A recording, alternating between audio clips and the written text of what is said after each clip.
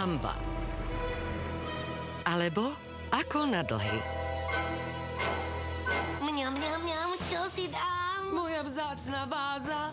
Fenolformaldehydový polykondenzát. A naša nová mikrovlnná rúra. Kam volať?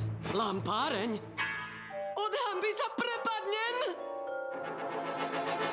Ľanové vlákna, mňam, mňam, mňam. Moje vzácne obliečky po mame.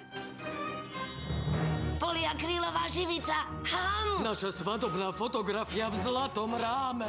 Syntetické šifónové vlákna. Zožerie nám celý dom. Chlapčisko má žravý deň, zožerie aj vlastný gen. Vyhnite sa podobnej chybe, akej sa dopustili otesánkovi rodičia. Pozor na dlhy, ktoré by mohli nekontrolovane rásť. Ak neviete, ako ďalej, požiadajte o pomoc. Situácia sa nevyrieši sama od seba a preto s hanbou bokom. Problémy so splácaním úveru riešte čo najskôr, aby vám neprerástli cez hlavu a nezožerali vás. Tak, rodičia malého otesánka, skúste ešte raz.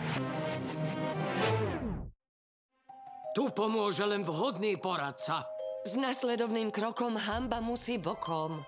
Haló, zle je. Viete, čo sa deje? Bez obáv, rodičia, spolu problém zvládneme. Ukážte mi toho žrúta, čo tu všetko lačno hltá. Chlapče drahý, dosť bolo paniky. Je na čase zmeniť nevhodné návyky. Ak máte problémy s financiami, zatajovanie vám nepomôže. Dlhy nezmiznú samé od seba. Tak ako otesánkovi pomohol vhodný poradca, vám môže pomôcť banka. Ak nemáte na splátku úveru, nehanbite sa to priznať a vypýtať si pomoc. Pretože ak je už úver v omeškaní, problém vás môže prehltnúť.